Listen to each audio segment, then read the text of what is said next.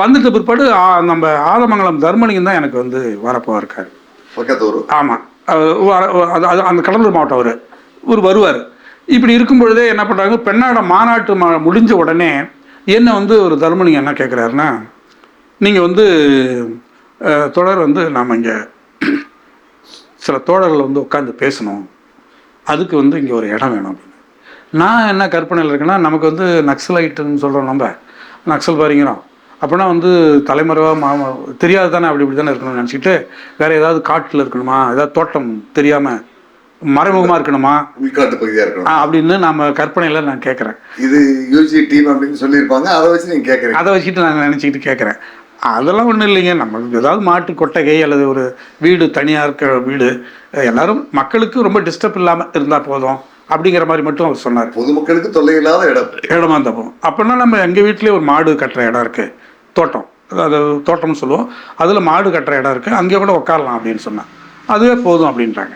அப்புறம் வந்தார், வந்து பார்த்தோன்னே இங்கே கூட உட்காந்துக்கலாம் தோழர் அப்படின்னாரு. இடம் சரியாக ரைட் அப்படி சரி அப்படின்னு சொல்லிட்டு அதே மாதிரி நம்ம, அதாவது எனக்கு அவ்வளோ பெரிய அரசியல் தெரியாத காலகட்டம், ஆனால் ஆர்வ கோளாறு ஜாஸ்தி, உணர்வு இருந்தது எனக்கு, மாற்றத்திற்கான பாதையை தேடிக்கிட்டு இருக்குது, தேடுது மனசு தேடுது. அப்போ அது வராங்க. அப்போ வந்து என்ன பார்த்தீங்கன்னாக்க எல்லோரும் பெரிய பெரிய ஆட்களாக வராங்க. எல்லாருமே வந்து இப்போ நான் இருக்கிறது சின்ன பையன் நான். அப்போ வந்து எனக்கு வந்து 22 வயசு இருக்கும் நினைக்கிறேன். 17, 19, 20 அதான் இல்லை 20, 21 தாண்டிட்டேன். ஆமாம் தாண்டிட்டேன். அப்போ அந்த மாதிரி வயசு எனக்கு இருக்கும். அப்போ ஏன்னா சத்துணவில் இருக்கேன். அப்புறம் 84, 85, 84, 84 காலகட்டம் அது. அப்போ உட்காந்து பேசுறதுக்கு கேட்டாங்க. எல்லாம் பெரிய பெரிய ஆட்களாக இருக்காங்க. திடீர்னு ஊரில் இருக்கிறவங்களாம் சில பேர் கேட்குறாங்க. நான் ஊரில் எப்படின்னு நல்ல பையன், ரொம்ப எந்த இதுக்குமே கெட்ட பழக்க வழக்கங்கள் இல்லை, பீடி சிகரெட் அது மாதிரி இல்லை, கண்ணாமலாம் நீ வாயில் நல்லா இது கெட்ட வார்த்தை கூட வராது. சில பேர் தண்டு முன்னாலாம் பேசுவாங்கல்ல, அந்த மாதிரி கூட பேச மாட்டேன். சின்ன வயசுலேயே எல்லாரும் மதிக்கிற அளவுக்கு நான் இருப்பேன் ஊரில். என்னை கூட சில பேர் கேட்பாங்க, பஞ்சாயத்து லெவலில் கூட எனக்கு தீர்வு சொல்கிற அளவுக்கு கேட்குற அளவுக்கு நான் இருப்பேன், பக்குவத்துக்கு வரேன். அப்போ ஊரில் எல்லாருமே மதிப்பாங்க. அப்புறம் அதை ஒட்டி தான் நான் வேலையும் இருக்கேன். அப்போ இன்னும் கொஞ்சம் வேலை இருக்காருங்கிறதும் ஒரு மரியாதை இருக்கும் ஊரில் எப்பவுமே. இப்போ இந்த சூழ்நிலையில் நான் வேறு நல்லது பேசுகிறேன், மக்களுக்கு நல்லதாகவும் சில விஷயங்கள் அவங்கள்ட்ட கருத்து சொல்லுவேன், அதெல்லாம் கேட்பாங்க அவங்க. இப்போ இந்த இடத்துல இது எல்லாம் யார் பெருசாக வராங்க அப்படின்னு கேட்குறாங்க. 4-5 பேர் புதுசாக வராங்கன்னு இல்லை, ஒரு 7-8 பேர் மாதிரி வந்துடுறாங்க. ஏன்னா இவ்வளோ பேர் வராங்களே அப்படின்னு. அப்போ நான் பதில் சொல்ல வேண்டிய இடத்துல இருக்கேன் நான். அப்போ தான் நான் என்ன சொல்கிறேன், ஒன்றும் இல்லை, எனக்கு சொல்லி கொடுத்த வாத்தியாருங்க அவங்கெல்லாம் கிராமங்களில் ஆய்வு பண்ணுறாங்க, ஊரையெல்லாம் பார்க்கணும்னு நினைக்கிறாங்க, கிராம மக்களுடைய வாழ்க்கைலாம் எப்படி இருக்குன்னு தெரிஞ்சுக்கணும்னு நினச்சிட்டு இருக்காங்க.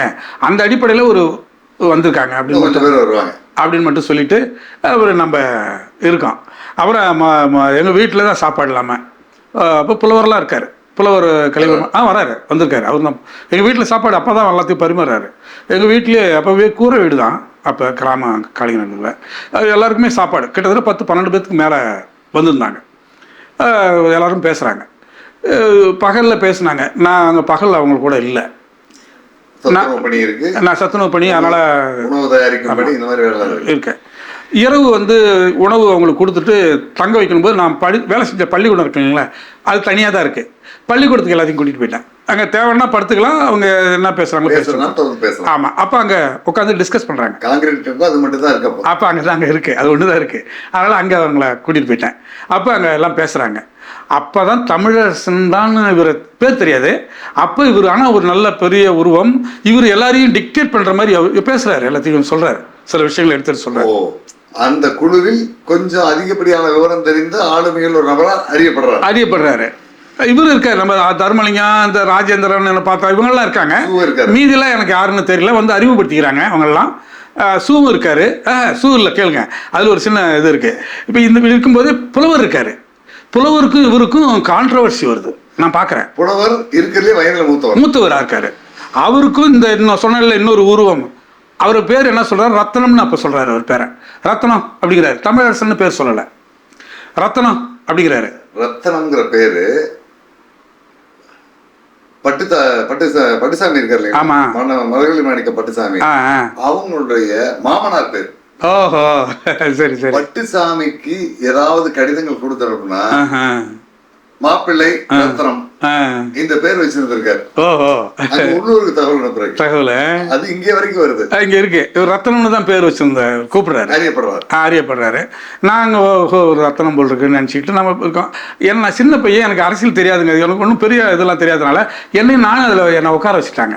ஏன்னா இவங்களுக்கு பாதுகாப்பு ஒரு பக்கம் இருந்தாலும் நான் ஒன்றும் பெரிய எனக்கு இல்லை இதில் வந்து இந்த கையை இதில் கலந்துக்கிற அளவுக்கான பக்குவம் எனக்கு இல்லை. அதனால் இப்படி பார்க்குறேன். அப்போ ஒரு சில மேற்கோள் எடுத்து, மாவோவுடைய மேற்கோள், ஸ்டாலின் அவர்களுடைய மேற்கோள்லாம் எடுத்து படிக்க சொல்கிறாங்க. அப்போ நான் படிக்கிறேன், படித்து இவங்களுக்கு காட்டுறேன். பாரு இந்த இடத்துல தம்பி இதை கொஞ்சம் படிங்க தொடர் அப்படின்னாங்க. நம்மளோட படித்து காட்டுறது இப்படி மட்டும் இருந்தேன். இவங்க அதை ஏதோ தெரியல, நிறைய பேசுகிறாங்க. சுயநன்மை, உரிமை, உங்களுக்கு புரியாத பேசிட்டு இருப்பாங்க. அதெல்லாம் வார்த்தையே எனக்கு கேள்விப்படாது. ஏகாதிபத்தியம், அது இது என்னென்னமோ, தரகு முதலாளித்துவம் இதெல்லாம் சொல்கிறாங்க. அப்போ இது எனக்கு ஒன்றும் தெரியாது. பட் ஆனால் பயங்கர விவாதம் நடந்துக்கிட்டு இருக்கு. அப்போ ஒரு வார்த்தை சொல்கிறாரு புலவர், ரத்னம் நீ என்ன பேர் வச்சுக்கோ எனக்கு தெரியாது, கழுதன்னு கூட பேர் வச்சுக்க, எனக்கு தேவை தனித்தமிழ்நாடு அப்படிங்கிற வார்த்தை சொல்கிறாரு. அது எனக்கு ஆணி மாதிரி காதில் விழுது. நான் இப்போ எனக்கு இன்னும் ஞாபகம் இருக்காது. அப்போ புலவர் கலிய பெருமாள் தனித்தமிழ்நாட்டை வலியுறுத்துறாரு. தமிழரசன் அதுக்கு எதிரான நிலையில் அப்போ எதிராக இல்லை அவரு. ஆனால் அவர் என்ன சொல்றாரு, இப்போ அது சாத்தியம் இல்லைன்னு தான் சொல்லிட்டு வர்றாரு. அதுக்கான காலம் வந்துருச்சா இல்லையாங்கிறத பத்தி விவாதம் நடக்குதுங்க. அப்போ இவர் அதுக்கு என்ன சொன்னாரு, சுயநல உரிமைன்னு இவர் ஏதோ சொல்றாரு அந்த நேரத்தில். இவர் வந்து இல்லை அதெல்லாம் கிடையாது, தனித்தமிழ்நாடு தானே இவர் சொல்கிறாரு. இது மட்டும் இப்போ எனக்கு புரியுது அப்போதைக்கு. இவ்வளவுதான். அப்போ வரவங்கெல்லாம் அதில் பாதி பேர் வந்து இவருக்கு ஆதரவாக இருக்காங்க, மீதி கொஞ்சம் பேர் அவருக்கு ஆதரவாக இருக்காங்க. விவாதம் போயிட்டு இருக்கு. அப்போ இதோட முடிஞ்சு போகுதுங்க. முடிஞ்சுட்டு அப்புறம் அப்படி அப்படியே அது 3 மணி வரைக்கும் நானும் தூங்கிட்டேன், முடிஞ்சு போச்சு. இது முதல் அந்த பெண்ணாட மாநாட்டுக்கு பிற்பாடு நடந்த முதல் கூட்டம் எங்கள் வீட்டில் தான் கூட்டினாங்க. இதான் அந்த அளவுக்கு நான் மெச்சூரிட்டியான ஒரு அரசியல்வாதி அப்போ இல்லை. இப்படி போகுதுங்க காலகட்டம். அதுக்கு பிற்பாடு இது வந்து ஒரு காலகட்டத்தில் என்ன சொல்ல வராங்கன்னா, அந்த PWG, அதாவது இந்திய பொதுவுடைமை கட்சி மார்க்சிஸ்ட் லெனினிஸ்ட் மக்கள் யுத்தம் அப்படிங்கிறது தான் முதல்ல இருந்த அமைப்பு. அதனுடைய வெகுஜன அமைப்பு வந்து RYL. அது ரெண்டுமே நம்ம இப்போ இல்லை, நம்ம தனியாக வந்தாச்சுங்கிற மாதிரி ஒரு செய்தி சொல்கிறாங்க, விவாதிக்கிறாங்க. இல்லை வந்தாச்சு அப்படிங்கிற செய்தி எனக்கு தெரிஞ்சு போச்சு, எனக்கு தெரியுது. அதில் இல்லை நம்ம இப்போ அப்படிங்கிற அந்த அமைப்பில் இல்லை, தாய் அமைப்பாக அதுதான் சொல்லப்படுது. அதுலேருந்து இவங்கெல்லாம் நீக்கி ஆயிச்சான். அப்போ செய்தி வருது நமக்கு, இவங்களெல்லாம் வெளியேற்றிட்டாங்க. இவங்களோட அறிமுகமாகும் போது இருந்த அமைப்பிலிருந்து இவங்கெல்லாம் நீக்கப்பட்டு விட்டார்கள். இது தனியாக இவங்க தனித்தமிழ்நாடு அல்லது தமிழ் தேசிய விடுதலை கேட்குற அமைப்புங்கிற மாதிரியான மனநிலை வந்தது. கட்சி இவங்கள நடவடிக்கை எடுத்துருச்சுங்கிற செய்தி எனக்கு தெரியுது, வந்துடுது. அப்போ அதுக்குள்ளப்படி இவங்க தனி அமைப்பு கட்டணுங்கிற மாதிரி இவங்க பிளான் பண்ணுறாங்க. அப்படிங்கும்போது அந்த செய்தியை தருமணியும் தான் எனக்கு பகிர்ந்துக்குவார் அடிக்கடி. அப்புறம் இதுக்கு இடையில் அப்புறம் ஒவ்வொரு தடையும் தோழர்கள் வருவாங்க. இதில் சுந்தரம் ஏன் கலந்துக்கல அப்படின்னா, உங்களுடைய வீட்டில் நடந்தது. ஆமாம், அன்னைக்கு சுந்தரமும் வந்திருக்கிறாரு. அதில் ஒரு சுயராசியம் ரொம்ப சிரிப்பான விஷயம் என்னென்னா, சுந்தரத்துக்கிட்ட வந்து என்ன சொல்லியிருக்காங்கன்னா, இவர் வந்து காளிங்கராயநல்லூரில் பெரியசாமி வீடுன்னு சொல்லிட்டாங்க போட்டிருக்கு. கேட்டால் சொல்லுவாங்க அங்கே வந்துருங்கன்னு. இவங்க சத்துணவு அமைப்பாளர் பெரியசாமின்னு சொன்னால் ஈஸியாக இருந்திருக்கும். இவங்க அது சொல்லாம இவங்க பெரியசாமி வீடு காளிங்கநல்லூர்னு சொல்லிட்டாங்களாட்டிருக்கு. இவர் என்ன பண்ணிருக்காரு, வந்து காளிங்கநல்லூர்னு இவர் முந்திரிக்காடு இங்கேருந்து செந்திர பகுதியிலேருந்து இப்படி வருவாங்க, அங்கனூர் இப்படி தான் வரணும். வந்துட்டு நுழைஞ்ச உடனே பள்ளக்காளிங்கநல்லூர்னு இருக்கு. முதல்ல பள்ளக்காயனூர் தான், அப்புறம் தான் காளிங்கநல்லூர் வரும். இந்த பள்ளக்காயனூர்லேயே கேட்டுருவாங்க போல் இருக்கு. இல்லை இது வந்து இங்கே பெரியசாமின்னு கேட்டிருக்காங்க. அவர் இந்த ஊர் இல்லைங்க, இதுக்கு அடுத்தது அந்த மேட்டுக்காயனூருக்கு, அங்கே போய் கேளுங்கன்ட்டாங்க. ஆமாம், ஏன்னா எங்கள் ஊரில் பெரியசாமின்னா அவர் ஒரு முதலாளி ஒருத்தர் இருக்கார், அவர் பேர் பெரியசாமி. எங்கள் ஊர்லேயே பெரிய பணக்காரர் அவர் ஒண்டி தான். அப்போதைக்கு வெளியூர் ஆட்கள் ஒருத்தரை தேடி வந்தாங்கன்னா அவரு தான் இருக்க முடியும். அதனால இந்த பள்ளக்காயனூரில் அது வன்னியர் திருத்தாங்களே, அப்போ அவங்க கேட்ட உடனே என்ன பண்ணுவாங்க, நேராக அவரு அந்த ஊருங்க அவரு அப்படின்ட்டாங்க. இந்த ஊர் இல்லை. சுந்தரமும் பார்வை தோற்றத்திற்கு எல்லாமே கொஞ்சம் பெரிய மனிதராக தெரிவார், பெரியவராக இருக்காரு. வேற இவர் கேட்குற அளவுக்கு நான் இல்லைல்ல அன்றைக்கு. அப்போ இவர் பெரிய வயசும் கூட. அடுத்தது அவர் கூட தான் கருணாகரன் வந்திருக்காரு, வல்லம் கருணாகரன். இந்த 2 பேருமே நேராக என்ன பண்ணுறாங்க, மேட்டுக்காயனூரில் பெரியசாமி வீட்டுக்கு போகிறாங்க. அவர் நாங்கள் முதலாளியும்போம் அவரை. சரிங்க. அவங்க எங்களுக்கு இன்னும் சொல்ல போனால் ஆண்டை வீடுன்னு நான் சொல்லுவேன். அந்த வீடு எங்கள் குடும்பத்தில் தாங்கின வீடு. எங்களுக்கு வந்து உதவிகராக இருந்து எங்களை பண்ணக்காரன்னு சொல்ல பேர் தான் இருந்தாலும், எங்களுக்கு நல்லது கெட்டது எங்களுக்கு ஏதாவது உதவி செய்யணும்னா எங்களை தாங்கின வீடு தான். ஆமாம், எங்களுக்கு நாங்களும் அது மரியாதையாக இருப்போம். நான் அவர்களை முதலாளியை மாமான்னு தான் கூப்பிடுவேன். அவங்க தம்பி தான் நான் சொன்னேன். இந்த ஏய் வாடாப்படான்னு சொல்லக்கூடாது, மாமான்னு சொல்லணும். படிக்கிறவங்க. எங்களை படிக்க வச்சதில் அவர்களுடைய பங்கு அவருடைய தம்பிக்கு உண்டுங்க. எனக்கு இன்னும் சொல்லப்போனால் முதலாளி இவரை விட அவர் பாசம் கூட. அவர் என்னை படிக்க வச்சதில் அவருடைய பங்களிப்பு உண்டு. இன்றைக்கும் அந்த குடும்பங்களோட நான் நல்ல உறவில் இருக்கேன். என்னை இன்றைக்கும் மதிப்பாங்க. அந்த வீட்டுக்கு அப்போ அந்த வீட்டுக்கு போகிறாங்க. அங்கே போனால் இவர் சுந்தரம் போய் வீட்டில் உட்காந்துருக்காரு. அந்த அக்கா அவங்க என்ன பண்ணிருக்காங்க, அவங்க 2 தரம் அவருக்கு. பெரிய அக்கா என்ன பண்ணியிருக்காங்க, நீங்கள் வந்து ஐயா பார்க்க வந்திருக்கேன்னு சொன்னோன்னே வெளியில் போயிருக்காருன்னு இருக்காங்க. இவர் என்ன பண்ணிவிட்டார், வெளியில் போயிட்டார். இவங்க உட்காந்தே இருக்காங்க, தண்ணி கண்ணெலாம் கொடுத்துருக்காங்க. அதுக்கு ஒரு பாடு திரும்ப பார்த்தாக்க வந்து டிஎம்கே, அவர் டிஎம்கே இல்லை கட்சிக்காராட்டிருக்கு. என்னடா அது கொஞ்சம் சந்தேகமாக அவங்களுக்கு வந்துருச்சு. அதுக்கு பாடு அவர் வராரு. வந்த உடனே வணக்கம் வைக்கிறாரு. வணக்கம் வந்தோடனே அப்புறம் எப்படி நல்லா இருக்கீங்களா, சரி அப்படியா, சரி தம்பி வருவான், வந்த உடனே பார்த்துங்க, நான் கிளம்புறேன் அப்படின்னு சொல்லிட்டு உடனே இது பண்ணிவிட்டு அவர் எதோ கிளம்பி போயிட்டார். வீட்டில் சாப்பாடு ரெடி பண்ணி. அப்போ அவர் என்ன நினச்சிட்டாரு, தம்பி பார்க்க வந்தவங்க போல் இருக்கு. ஏன்னா அவங்க பையனும் என்னை விட கொஞ்சம் வயசு கூட, அவர் கொஞ்சம் அரசியல் நாட்டம் உள்ளவர், அவரை பார்க்க வந்திருக்காங்கன்னு இவர் நினச்சிக்கிட்டாரு. இவருக்கு எங்களுக்கு ஒரு தெரிஞ்சிருச்சு, இப்போ ஏதோ தப்பான இடத்துக்கு நம்ம வந்துட்டோம் போல் இருக்கு. காலம் கடந்து தான் உணர்றாங்க. அதுக்கு முற்பாடு சாப்பாடு ரெடி ஆகிட்டு இருந்திருக்குன்னு அவங்க கேட்டிருக்காங்க. நான் இல்லைம்மா கொஞ்சம் வெளியில் போயிட்டு வந்துடுறோம், நான் கொஞ்சம் வெளியில் அவசரமாக போகணும், நான் இன்னொரு நாளைக்கு வந்தால் சாப்பிட்றேன், தோழர் வந்தால் சொல்லிக்கிங்க அப்படின்னு. அப்போது இவங்க நம்மவுக்கு நினச்சிட்டாங்கன்னா இவர் பார்க்கவே இல்லை, தம்பியை பார்க்க தான் வந்திருக்காங்க, தம்பி இப்போ இல்லை இன்னும் அப்படின்னு அவங்க நினச்சிக்கிட்டாங்க. இவங்க ஏதோ தப்பான வீட்டுக்கு வந்துட்டோன்னு நினச்சிட்டு போயிட்டாங்க. அந்த கூட்டத்தில் அவர் கலந்துக்கல, கிளம்பி போயிட்டாரு. இரவு நேரத்தில் பேருந்து கிடைக்காது.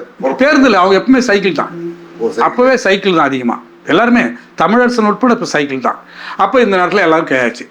அதுக்கு பிற்பாடு அப்புறம் மாநாட்டு அறிக்கைகள் விவாதிக்கிறது, மற்ற செய்திகள் விவாதிக்கிறது, இதெல்லாம் அப்புறம் அடிக்கடி எங்களுக்கு தொடர்புங்கிறது வந்து தர்மலிங்கம் தான். ஆமாம். அப்புறம் தர்மலிங்கத்துக்கு அடுத்து நேரடியாக தமிழரசன் வருவார். அப்புறம் தான் இவர் யாருன்னு எங்களுக்கு தெரியுது. இவர் எனக்கு வந்து அப்புறம் தர்மலிங்கத்திட்ட கேட்டுக்கிறேன். ரத்தனம்ங்கிறது வந்து வேற யாரும் இல்லை, இவர் தான் பெரியவர், தமிழரசன் பெரியவர் என்கிற தமிழரசன் இவர் தான் அப்படிங்கிறத இப்போ நான் தெரிஞ்சுக்கிறேன். அதோட ரீதியாக பேசும்போது பெரியவர் தான் நாங்கள் பயன்படுத்துறது. தமிழரசன் ஒருத்தரும் ஒரு வார்த்தை யாரும் சொன்னதே இல்லை, அது மாதிரி இருக்குது. அப்புறம் இதுக்கு பிற்பாடு வந்து நம்ம என்ன பண்ணுறோம், இதை ஒட்டி அப்படியே பல பேரை நம்ம சந்திக்கணும்னு முடிவெடுக்கிறோம். அப்புறம் பகுதிகளில் இங்கே அமைப்பு கட்டுறது என்னன்னா, இன்னமும் வந்து தனித்தமிழ்நாடு கோரிக்கை அவர் ஏற்றுக்கல. புலவர் இவருக்கு முரண்பாடு போயிட்டு தான் இருக்கு. புலவர் தெளிவாக இருக்காரு, இவங்களுக்கு இன்னும் இவன் அந்த முடிவுக்கு வரல, இப்படியே போயிட்டு இருக்கு. இதுக்கு இடையில வந்து பல இடங்கள்லாம் வந்து அப்படியே அமைப்புக்காரு என்னன்னா தேசிய விடுதலைங்கிறதெல்லாம் கட்டிகிட்டே வரோம். கட்டு நினைக்கிறாரு. அமைப்பை கிளை கட்டுறதுலாம் இப்போ இல்லை, தொடர்பு தான். இப்போ நமக்கான ஆதரவாளர்களை உருவாக்குறது மட்டும்தான். இப்போ அந்த அடிப்படையில் வந்து திட்டுக்குடி பார்டர், எனக்கு பக்கத்தில் நியர் வந்து டவுன் திட்டுக்குடி தாங்களே. இப்போ திட்டுக்குடி பார்டரில் வந்து ஆசியா பெயிண்டர்னு ஒருத்தர் இருந்தார். அவர் வந்து கம்யூனிஸ்ட் கட்சியில் இருந்தார். இப்போ அவரை நம்ம கொண்டு வந்துட்டோம் ஓவியான்னு சொல்லி. அதுக்கடுத்து அங்கே தங்கராசுன்னு டைலர் இருந்தார், அவங்களாம் சிபிஐயில் இருந்தாங்க, அவங்களாம் அது மாதிரி இப்போ கௌதமன்னு சொல்லி இப்போ டைரக்டர் இருக்காருங்களே கௌதமன், அவருடைய அப்பா பேர் வடமலை, அவரும் கம்யூனிஸ்ட் கட்சியில் இருந்தவர். அவரையும் பேசி இந்த நம்ம வழிக்கு கொண்டுகிட்டு வரேன். அவரும் ஆதரவாளராக வந்துட்டார். அவங்க ஊரில் பக்கத்துலேயே இடைச்சுறையில் பாலகிருஷ்ணன் அவங்க. அப்புறம் இந்த பக்கத்தில் பார்த்தீங்கன்னா அப்புறம் வரதராஜன் ஒருத்தர் தீக்காவில் இருந்தார் அவர். அப்புறம் இங்கே நம்ம இந்த பகுதியிலே பெரம்பலூர் மாவட்டம் இந்த பகுதியிலே சில பேர் இப்படி இங்கே கோயில்பாளையம் சின்னத்தம்பி, அது மாதிரி சிவகுரு, அங்கே ஒரு விஓவாக இருந்தார் ஒரு கோவிந்தசாமி, இப்போ இந்த மாதிரி. அப்புறம் ஏரியா முழுக்க ஒவ்வொரு ஊர்லேயுமே ஆள் இருக்கும். அப்புறம் வந்து லபுடேட்டில் நான் படித்தேங்கல்ல, அப்போ அங்கே போய் ஆசிரியர்கள் மத்தியெல்லாம் பேச வச்சேன். ஏன்னா ஈழத்தமிழரை பற்றி எல்லாம் இவர் பேசுவார் இல்லைங்களா. அப்போ ஈழத்தமிழர்களும் வந்தாங்க, இல்லை அதுக்கு பிற்பாடு. அப்போ இவர் போய் பேச வைக்கும்போது அங்கே இருக்க தமிழ் ஆசிரியர்கள்லாம் கூட இவருக்கு ஆதரவாக. ஆமாம். அப்புறம் எனக்கு ஆசிரியர்களாக இருந்தவங்க இந்த மாதிரி தமிழ் இந்த மாதிரி உணர்வு உள்ளவங்கெல்லாம் பார்த்து பேச ஆரம்பிச்சிடறோம். நேரடியாக எல்லாத்தையும் கூட்டி போய் அறிமுகப்படுத்துறது, அவங்க பேசுவாங்க, நானும் கூட இருப்பேன். அப்புறம் அவங்களுக்கு நமக்கு ஆதரவாக மாற்றிட்டு வர்றது. இப்போ இந்த மாதிரி ஏரியா முழுக்க ஏறக்குறைய நம்ம சேலம் நம்ம இது இருக்குங்க இல்லைங்களா, அங்கே என்ன வாழைப்பாடி, அது வரைக்கும் சைக்கிளில் தான் போவோம். இங்கே கிழக்க நம்ம கடலூர் இந்த வெள்ளாத்தை ஒட்டி 2 பக்கமும் அமைப்பு கட்டுறதுன்னு முடிவெடுத்து பண்ண ஆரம்பித்தோம். அப்புறம் முந்திரிக்காடு பகுதி முழுக்க இப்போ இது முல்லாமே சைக்கிள் தான். இப்போ இது எல்லாமே வந்து தர்மலிங்கம் நாங்கள் போவோம். அப்புறம் அதுக்கு பார்த்து பெரியவரும் தெரிஞ்சு போச்சு. நானும் பெரியவரும் பல நாள் தனித்தனியாக 2 பேருமே போவோம். சைக்கிள் தான். சில நேரங்களில் வந்து எல்லாமே தனித்தனி சைக்கிள் தான். இப்போ இந்த மாதிரி எங்களுடைய பயணங்கள் போயிட்டுருக்கு. அப்போ ஒரு கட்டத்தில் வந்து இப்போ இதே மாதிரி இப்படி இருக்கும் பொழுதே வந்து முந்திரி காடு போராட்டங்கள் நடக்குது. வல்லம் முந்திரி காடு மக்களுக்கே சொந்தம் அப்படிங்கிறத முன்னெடுக்கிறாங்க. அது ஒரு பெரிய கலவரமாகி அதில் பெரிய அடிதடிலாம் நடந்து போலீஸு காட்டிலாக்கா எல்லாமே ஏகப்பட்ட வழக்கு வம்புன்னு போயிட்டுருக்கு. அது சுப்ரீம் கோர்ட் வரைக்கும் கூட போச்சுன்னு வச்சுக்கலாம். அந்த வழக்கு போயிட்டு அது கடைசியாக ஒரு தீர்ப்பு வந்து ஒரு சொசைட்டி கூட ஃபார்ம் பண்ணியிருக்காங்க. இப்போ சொசைட்டி மல்லத்தில் நடந்துகிட்டு இருக்கு. அப்போ வல்லங்கிற ஊர்லேயே வந்து கருணாகரன் சொந்த ஊர். அங்கே தான் இளவரசன் ஒரு தோழர் இருந்தார். அதுக்கு அந்த ஊர்லேயே ஜெய்சங்கர்னு ஒருத்தர் இருந்தார். ராமசாமி ஜெய்சங்கர்னு ஒருத்தர் இருந்தார். கை கொஞ்சம் இதாக இருக்கும். அவர் வந்து கல்லூரி படிக்கும்போதே எனக்கு தொடர்பாளர் இங்கே இந்த இதில். இப்படி தான் இருந்தது. இப்படி போயிட்டுருக்கோம். அப்படியே நிறைய தொடர்புகள். அப்போ இதுக்கு இடையிலே என்ன பண்ணுறோம்னா இந்த பொது கூட்டங்கள்லாம் நடத்துகிறோம். ஒரு 2-3 கூட்டங்கள்லாம் நான் நடந்தது போயிருக்கேன். அரசியல் கட்சி மாதிரியான பொதுக்கூட்டங்களே சமூகம் சார்ந்த பிரச்சனை. ஆமாம். ஆனால் தலைமறைவாகவும் சில பேர் இருக்காங்க. அது யார் யாருங்கிறது அப்போ பார்த்தீங்கன்னா 2 பேர் தான் அப்போ தலைமறை. ஒன்று சுந்தரம், இன்னொன்று தமிழரசு. இவங்க நேரடியாக எந்த நிகழ்ச்சிக்கு வரமாட்டாங்க. நேரடியாக வரமாட்டாங்க. ஆனால் மக்கள் தொடர்புகள்லாம் வருவாங்க. மக்கள் திரட்டுறது, மக்களை சந்திக்கிறது, அவங்கள்ட்ட பேசுறது அதெல்லாம் போவாங்க. ஆனால் பொதுக்கூட்டங்கள் மற்ற இடத்துல அவங்க போக மாட்டாங்க. கூட்டம் மேடைக்கு வரமாட்டாங்க. ஆமாம். இந்த 2 பேரும் தலைமறைவாக இருக்காங்கிற செய்தி எங்களுக்கு எல்லாத்துக்குமே தெரியும். அன்னைய நிலைமைக்கு 84-85 காலகட்டங்களில் 2 பேர் தான் தலைமறைவு. புலவர் எல்லாத்தையும் வெளியே வருவார். அவரு தான் பொதுக்கூட்டத்துக்கு தலைவரே அவர் தான். ஏன்னா அவர் தான் ஜெயிலிருந்து பரோலில் தானே வந்திருக்காரு.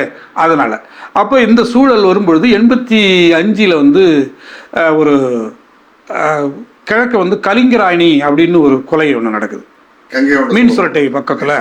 அப்போ அங்கே ஒரு பெண் வந்து அந்த பொண்ணு பட்டியல் சமுதாயத்தை சேர்ந்த பொண்ணு, பறையர் வீட்டு பொண்ணு. அந்த பொண்ணு வந்து நல்லையா பிள்ளை அப்படின்னு சொல்லிட்டு ஒரு பெரிய பணக்காரர். அவர் வந்து இந்த அங்கே வல்லமர்னு சொல்லுவாங்க. அவர் சமுதாயத்தை சார்ந்த அவர் வந்து நல்லையா பிள்ளைன்னு பேர் சொல்லுவாங்க. அவருடைய மர்மம் வந்து இந்த பிள்ளைய வந்து தொடர்பாச்சு. அது வந்து மாசமாயிடுச்சு. அதுக்கு முற்பாடு இந்த பிள்ளைய என்ன பண்ணிட்டா கொண்டு போய் காட்டில் வந்து கொட்டாயில் வச்சுக்கிட்டாப்ல, தனியாக குடி வச்சுக்கிட்டாப்ல. இது ஒருவேளை கோயில் அந்த பிள்ளைக்கு வந்து குழந்தை பிறந்ததுன்னா அது நம்ம சொத்துல பங்கு வைக்கணும்னு நல்லையா பிள்ளைக்கு போய் இடிக்குது. ஏன்னா நல்லையா பிள்ளை மருமன் சேர்ந்து வாழ்வதில் கூட பிரச்சனை இல்லை, சொத்தில் பங்கு வச்சுனா அப்படின்னு. அப்போ என்ன பண்ணுறாப்புல மருமன்ட்ட சொல்லி பார்க்குறாரு, கேட்கல மருமகன். நல்லையா பிள்ளைய மருமகனுக்கு தெரியாத அந்த பிள்ளைய கொண்டுடுறாரு, கொண்டுட்டு எரிச்சிடுறாரு. யாரு? நல்லையா பிள்ளை. இந்த செய்தி இளையபெருமாளுக்கு அப்போ போயிருக்கு. அவர் அப்போதான் அவர் தமிழக மனித உரிமை கட்சி வேற வச்சிருக்காருல்ல. அப்போ தமிழ்நாடு முழுக்க அவர் தலித் லீடர்னு பேர் வேற அவருக்கு இருக்கு. அவர்கிட்ட அந்த செய்தி பண்ணோடனே அவர் வந்து நல்லையா பிள்ளை எதிர்த்து பண்ற அளவுக்கு அவர் தயாரா இல்லை, அந்த தைரியம் அல்ல. அப்போதான் அவர்கிட்ட அந்த செய்தியெல்லாம் கொண்டுட்டு போனவர் அவரு கூட இருந்த ஒரு சதாசிவம்னு சொல்லிட்டு, அவர் வந்து மீன் சுருட்டி பக்கம் சுண்டிப்பள்ளம்ன்ற ஒரு கிராமம். அந்த சதாசிவம் தான் என்ன பண்றாரு, இதை வந்து தமிழரசன் குழுவுக்கு கொண்டு வர்றாரு விவகாரத்தை. அப்போ தமிழரசன் இதை என்ன பண்ணுறாரு, ரைட் இதை வந்து நம்ம எடுப்போம் அப்படின்னு சொல்லிட்டு அதுக்கு வந்து போஸ்டர் ஓட்டுறதுக்கு முதல்ல நல்லையா பிள்ளையை கைது செய் அப்படின்னு இது பண்ணுறாங்க. ஒரு மூடப்பட்ட விஷயத்தை வெளிப்படையாக கொண்டுட்டு வராரு. அப்போ வந்து அதை வந்து உடனே போஸ்டர் நல்லையா பிள்ளை ஆள் வச்சு கிழிச்சிடுறாங்க. அப்புறம் ஒரு கட்டத்தில் இவங்க ஆள்லாம் விட்டு செய்தி அனுப்பி நீங்கள் கிழிச்சிங்கன்னா நான் நடவடிக்கை வேறு மாதிரி போகணும்னு இவங்க சொல்கிறாங்க. அப்போ யார் என்னன்னு நல்லையா பிள்ளைக்கு தெரியுது. இது தமிழரசன் குழு தான் இதை பண்ணுறாங்கங்கிறதுனோடனே நல்லையா பிள்ளையால் ஒன்றும் பண்ண முடியல. அப்புறம் பொதுக்கூட்டம் போட்டு கண்டிக்கிறாங்க, நீங்கள் கைது பண்ணலையா இல்லையான்னு சொல்லிட்டு. அப்புறம் தான் அந்த கேஸை போலீஸை தாண்டி சிபிசிஐடி அது கேஸ் போகுது. அப்போ தான் இவரை கைது பண்ணுறாங்க, நல்லையா பிள்ளை. இப்போ அது அமைப்புக்கு ஒரு பெரிய வெற்றியாக தான் பார்க்குறாங்க அந்த பகுதியில். அதோட இல்லை, ஒரு பட்டியல் சமுதாயத்தினுடைய இறந்த ஒரு குழந்தைக்கு, ஒரு பாப்பாவுக்கு நியாயம் கிடைக்கிறதுக்கு அது வந்து கட்சிக்கு ஒரு வலுவாக மாறுது. இப்போ பட்டியல் சமுதாயத்துக்கு இந்த அமைப்பு தூண் நிற்கும், போட்டா நிற்கும், அப்படிங்கிற அந்த நம்பிக்கை உருவாகுது. ஒரு பக்கம் இங்கே மந்திரிக்காடு மக்களுக்கே சொந்தங்கிற விஷயம் எடுத்து தலைமை தாங்குறாங்க, அங்கே பட்டியல் சமுதாயத்துக்கு தலைமை தாங்குறாங்க. அப்போ வெகு மக்களுக்கும் நிற்கிறாங்க, குறிப்பான பட்டியல் சமுதாயத்தினுடைய அந்த இழிவுகளுக்கும் அவங்க குரல் கொடுப்பாங்கிற மாதிரி அமைப்பு பேரில் நம்பிக்கை வருது. இளைஞரணி கொல்லப்பட்டது அநீதிக்கு எதிராக அமைப்பு சாத்தியப்படுத்திட்டு இருக்கிற பேர் வந்துருது. அப்போ இதனால பகுதியில் இன்னும் வேகமாக வளருது. அப்போதான் வந்து இந்த வழக்கறிஞர் கோபாலகிருஷ்ணன்லாம் கூட அந்த பகுதியில் சுண்டுப்பள்ளம் சதாசிவம். அப்போ அந்த ஊர்லேயே மாநாடு நடத்தணும்னு சொல்லிட்டு 85 சாதி ஒழிப்பு மாநாடு நடத்துகிறார் மீன் சுருட்டியில்.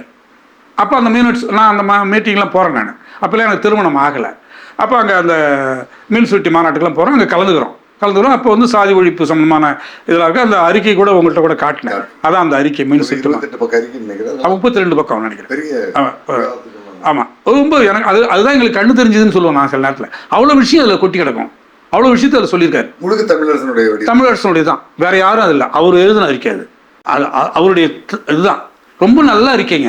அதில் தான் அம்பேத்கரை பற்றி சொல்கிறாரு. அதனால தான் அம்பேத்கரை நான் படிக்கணும்னு நினைக்கிறேன். அப்பதான் அறிமுகம் உங்களுக்கு அம்பேத்கர் அதில் உள்ள வருது. அந்த காலகட்டத்தில் இங்கே பெரிய அளவில் யாருக்கு அம்பேத்கரை பற்றி பேசல. ஏதோ வந்து அவர் கட்ட வண்டியில் போனார், உருட்டி விட்டார், அது மட்டும் தான் சொல்லுவாங்க. ஆரம்ப பள்ளி மாணவனுக்கான செய்தி தான் அதில் இருக்கும். அதுதான் இருக்கும். ஆனால் அவர் என்ன சொன்னாருங்கிறத பற்றி எந்த இதுவுமே அப்போல்லாம் எங்களுக்கு அறிவுலாம் கிடையாதுங்க. பொதுவாக தலித் லீடருமே அப்போ யாருமே இல்லை சொல்கிறதில்ல. குறிப்பாக பட்டியல் சமுதாயத்தினுடைய தலைவர்களுக்கு இந்த மாதிரி அவர் அம்பேத்கர் எப்படி சொன்னார் போனார் அதெல்லாம் சொல்ல மாட்டாங்க. ஆனால் இதில் அவருடைய வரிகளில் உள்ளே இருக்குங்க. அம்பேத்கர் வந்து அகமண முறையை பற்றி எப்படி உழைக்கணும்னு சொல்லியிருக்காரு. அதே மாதிரி பிராமணியத்தை பற்றி எப்படி சொன்னாருங்கிறத அவர் உள்ளே கொண்டு வராரு. அதை பார்த்து நம்ம படிக்கணுங்கிற ஆவலே எனக்கு வருது. அப்போ அம்பேத்கர் தெரியாது போனது நம்ம தப்புங்கிற மாதிரி முடிவுக்கே நான் வரேன் அந்த கட்டத்தில். அதுக்கு முன்னெல்லாம் அம்பேத்கர் புத்தகம்லாம் படிக்க மாட்டாங்க. அம்பேத்கர் பெரியார்னாவே அவங்கள சீர்திருத்தவாதிரா இல்லை கம்யூனிசம் தெரிஞ்சவங்களுக்கு என்னன்னா அம்பேத்கர் பெரியாரெல்லாம் எடுத்துக்க மாட்டாங்க. ஒரே இது மார்க்ஸு லெனினு மாவோ அதுதான். இல்லை மாவோ கூட சிபிஎம் எடுத்துக்காது. லெப்டிஸ்ட் எம்எல்ஏ இயக்கங்க தான் மாவோவை எடுத்துக்குவாங்க. லெனின் ஸ்டாலின் அவ்வளோதான். சிபிஎம் பொறுத்தளவு மாவோவை எடுத்துக்கிறது பார்த்தீங்கன்னாக்க சிபிஎம்எல் தான் எடுத்துக்குவாங்க. இப்போ இந்த மாதிரி ஒரு போக்கு. அப்போ தான் நம்ம என்ன பண்ணுறோம், அந்த மாநாட்டில் கலந்துக்கிறோம். அதை ஒட்டி அப்புறம் சில செய்தி போடுறோம். அப்போ ஒரு அந்த மாநாடு முடிஞ்ச உடனே எப்படி பெண்ணாட மாநாடு முடிஞ்ச உடனே ஒரு கூட்டம் போட்டார்ல, அது மாதிரி அந்த மாநாடு முடிஞ்ச உடனே ஒரு கூட்டத்தை ரெடி பண்ணார் திருச்சியில்.